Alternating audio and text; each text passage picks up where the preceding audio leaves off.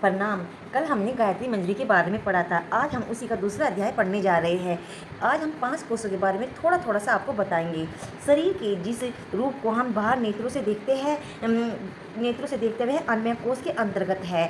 इसको स्थिर रखने के लिए ही मनुष्य खाता पीता सोता और मल मूत्र विसर्जित करता है, पर अधिकांश मनुष्य इसके संबंध में यह नहीं जानते कि इसे किस प्रकार से स्वस्थ पूर्ण कार्यशक्ति जीवी जा रखा जा सकता है। अन्य कोष के भीतर उससे अपेक्षा सूक्ष्म प्राणमय कोष है, जिसका साधन और विकास करने के विभिन्न शारीरिक अंगों पर आधारित प्राप्त हो जाता है और उसकी शक्ति को बहुत अधिक बढ़ाया जा सकता है। प्राणमय कोष से भी सूक्ष्म मनोमय कोष है, जिसकी साधना से मानसिक शक्ति का केंद्रीकरण करके अनेक अद्भुत कार्य किए जा सकते हैं। इसका मुख्य साधन विधि ध्यान बतलाई गई है, जिससे अन्य व्यक्तियों को वश में करना, दूरवर्ती घटनाओं को जानना, भूत प्रेत भविष्य संबंधी ज्ञान आदि शक्तियों का ज्ञान प्राप्त हो जाता है।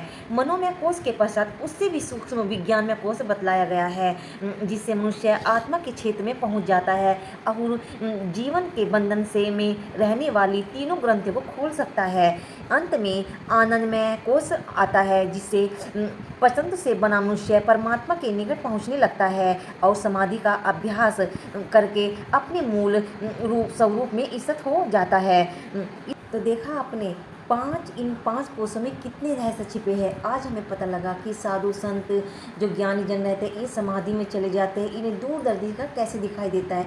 सिर्फ ये 5 कोषों को मतलब अच्छी तरह से वर्णन कर लेते हैं। ये हम भी कर सकते थोड़ा बहुत, अगर हम थोड़ा बहुत भी ज्ञान प्राप्त कर ले इन 5 कोषों से, तो ये हम भी कर सकते हैं। तो कल आज सिर्फ इतना ही। कल हम पढ़ेंगे अन्य कोष और उसकी साधना, तो वो विस्तार पूर्वक केवल पहले हम अन्य कोष का ही अध्ययन करेंगे। तो फिर कल मिलते हैं और आपको क्या बातें इसमें सबसे ज़्यादा अच्छी लगी ज़रूर बताना। प्रणाम।